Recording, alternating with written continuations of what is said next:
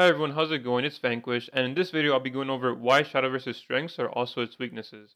Now, I know it sounds a little weird, but just bear with me because I do think I make some valid points that a lot of the community would agree with. So first things first, the reason why I'm making this video is just to kind of acknowledge these points because there are things that a lot of people might not be aware of, or things that people might have this feeling of, but have never been able to like pinpoint exactly like why they feel that way or something. And I think it's just good for like side games and or players or potential players to just know all of this information. And it's also good for the community so we could all discuss, what we can improve on, or what we can't improve on, if that makes any sense. Okay, so first things first, I want to talk about one of my favorite things about Shadowverse that will eventually turn out to be a weakness, but the deck construction. The deck construction is amazing because it's kind of similar to Yu-Gi-Oh! If anyone's ever played Yu-Gi-Oh! Where you have a 40 card deck and a 3 card maximum. However, there's no like banned or restricted this, or in I guess in Yu-Gi-Oh! Limited or forbidden. So you could play 3 of any card that you want, even if it's legendary. Where as opposed to Hearthstone, it's 30 cards and only 2 card limit, and only one of a specific legendary.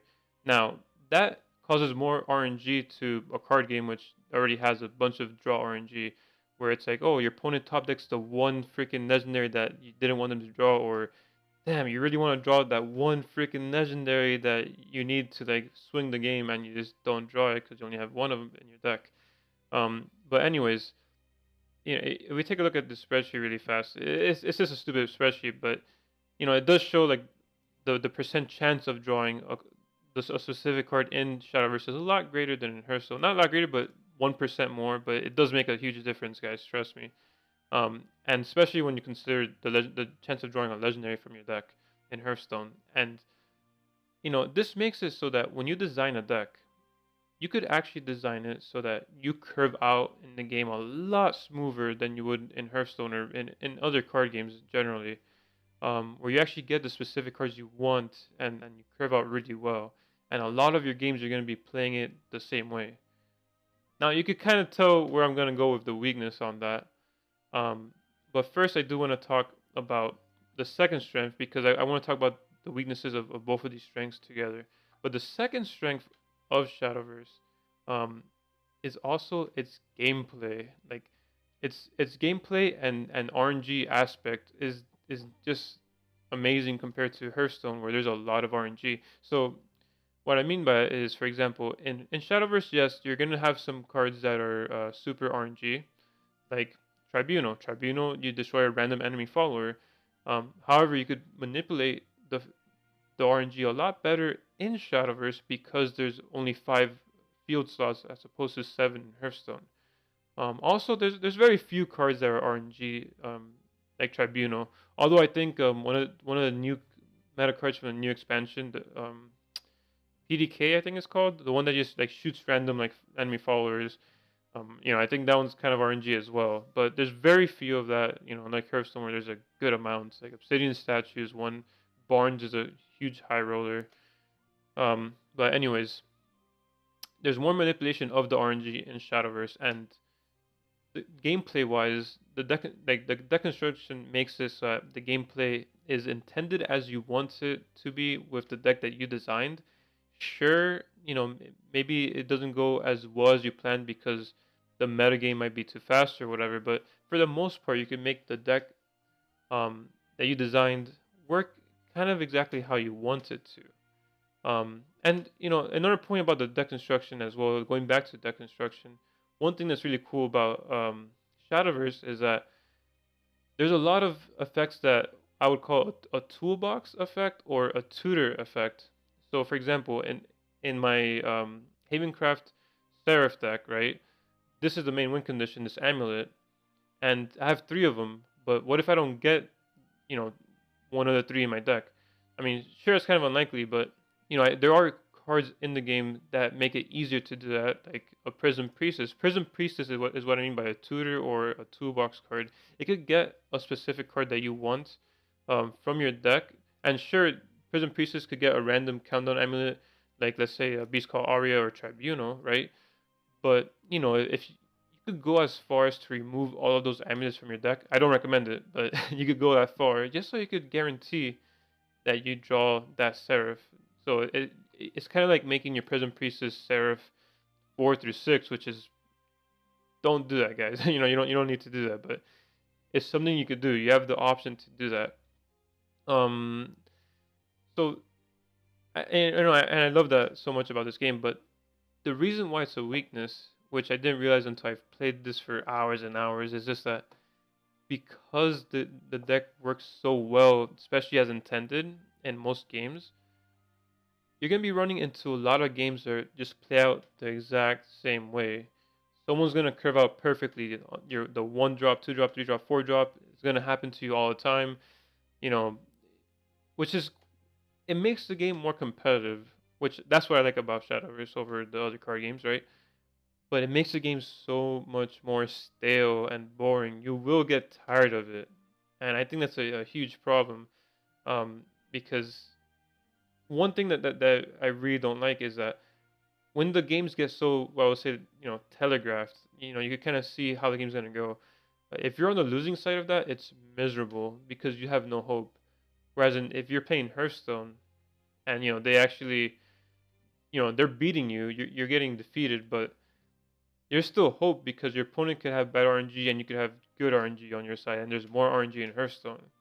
In this game, it just does not work out that way. Um, I guess if you're a really good competitive player, you'll kind of recognize when you should concede in Shadowverse, so you could just make your ladder climb a lot faster. But if you're a tournament player, obviously you can't just concede. um, so I think that's a huge part of the reason why I grew to appreciate Hearthstone after I've been playing Shadowverse for so long, is that the RNG, even though it freaking brings out the salt in everyone, it's good. It makes the game more interactive and makes the games different, and that's what makes the game just a lot more fun. But if you're looking for more competition, that competitive feel, Shadowverse is definitely the way to go. All right. So last thing I want to talk about, which is Shadowverse's greatest strength, but yet its greatest weakness, is the anime artwork. Okay. Now, I love anime. Most of you like anime. Some people love anime to a whole other level. Some people to even a different, weirder level. You guys know exactly which people I'm talking about. But anyways, for me, it caught me off guard that some people wouldn't like it because of the anime artwork. But some people just have a bad perception of anime to begin with, right? Some people, maybe they're just too judgmental and they probably perceive like, oh, that anime community as like being a bunch of weebs or some shit. And fuck those people that are judgmental like that. But in general, like, there is some truth to it in the sense that like maybe like some people got into anime in the wrong way, or they saw like some weird stupid harem anime as like their first like anime or some shit, right? Uh, Everyone gets exposed to anime in a different way, and which sucks because they might like just hate everything anime from that point onwards, right? Um, but the thing is that Shadowverse is not helping with that image, okay? And I want to show you guys just a couple of cards that I starred, um, just for this video, okay? Now it's obvious that Shadowverse, they over sexualize a lot of these a lot of these artworks, okay? Like Succubus, she's a main offender, okay? Obviously the proportions are off and everything. It's a little bit too much. Well, not a little bit too much. It's like way too much, right? But what makes it kind of like cheap as well is that it's like a common card that has this type of artwork, right? Um, let's take a look at Belfriger. Belfriger, sure, yeah, they made her super sexy, right? But I think that that's fine because Belfriger, she's a legendary. She's supposed to be like that epic. Like it's fine in my opinion that Belfriger is like this because she's like a legendary. But when you have way too many cards, especially that like there's a lot of common like this just looks stupid as hell. Like if I saw, like, luckily this is not like a a card that's actually played a lot, or unless like it's played a lot in the new meta, which I don't think it is. But thank God people don't have to freaking see this card when they open up Shadowverse. Like that's like too much. But there's a lot of other cards that are like that. And in the comments saw it as well. All right, this girl's ass, like, yo, they obviously like just emphasize the shit out of it. kind of same here. Like one of my friends point out that the like the fees like exposed on purpose and shit. It's like, man, you're probably right. You know, there's people that are into that. This is a really funny example. March here is tea time. This is one of my favorite cards because I do like the artwork. I'm not gonna lie, I like the artwork. Okay, but it's a card that produces tin soldiers. Where the fuck is a tin soldier? This is not a tin soldier, you know. So I don't know. It's I get the flavor, you know, like, but even then, like during tea time, do you really like lay down like that? I don't know. I don't know. It's kind of weird. Same shit here, where it's just like Room Day Summoner is a knight. Actually, a better example is a shrine knight maiden. Okay, she's supposed to be a knight, but like, come on, knight. Like you're supposed to have armor here. Okay, like this is exposed. This is exposed. Like this doesn't make any sense. And you know, I'm okay with all the waifus that are out here. It's like that's fine, but there's too many. All right, side games needs to kind of like just reduce the amount, especially like I don't know, going forward. I think that they've been doing that. They've been doing a good job, but I'm not sure if they could do like a retroactive like change. And if they do, that'd be great because yeah, this gives people like the wrong impression of what this game's about. And I'm not sure if like they're trying to target like pervy like teenage boys or some shit. Um, but but like you know you also have to think about it like what if like there's a kid that he's like 14 or something, he's getting into his game and then like I don't know he has like overprotective parents that actually watch everything he does and like they actually see that he's playing this game and it's like yo what are you doing, what is that, you know? It also it does not leave a good impression is all I'm trying to say, at least that part. And you know some of it doesn't like I'm not like too like bothered by it, but obviously things like succubus like I don't like that. um so anyways, all right, I'm glad I got all that off my chest. Thank you guys for watching. As I said earlier in the video, you know, this community is gonna grow by at least 20 to 25% by the end of the month. Maybe kind of a lot lower, but mostly because of what's happening in TwitchCon, which is there's gonna be a Shadowverse streamer showdown featuring Kriparian, Eloise, Hafu, Reynad, you know, big time streamers. They're all gonna be playing in this like huge event. And I thought the event was actually gonna be like a lot bigger, probably like a 4 5 hour thing, but it's probably gonna be only like 2 to 3 hours. I'm not sure exactly how much people are gonna focus their attention on that, especially since there's so many things to focus on during TwitchCon. So hopefully, you know, a lot of people do focus on Shadowverse because yeah, we need that exposure, you know. And like I said earlier in the video, you know about like the anime artwork.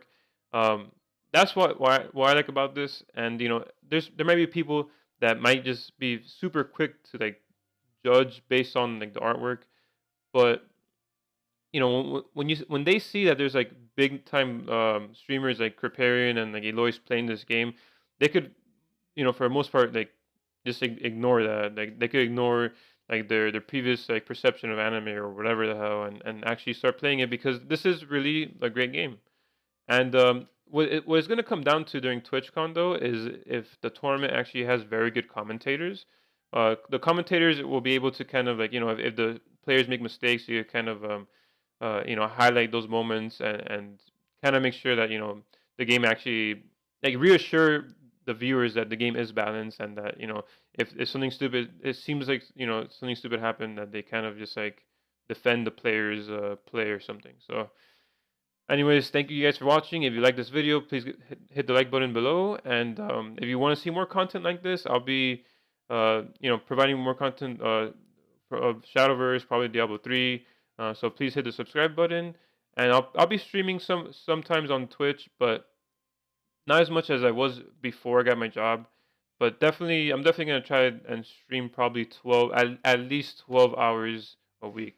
Anyways, thank you all for watching. I hope you enjoyed it, and please give some feedback on the video. That way, you know, we can have a good discussion among the community. So, thanks again.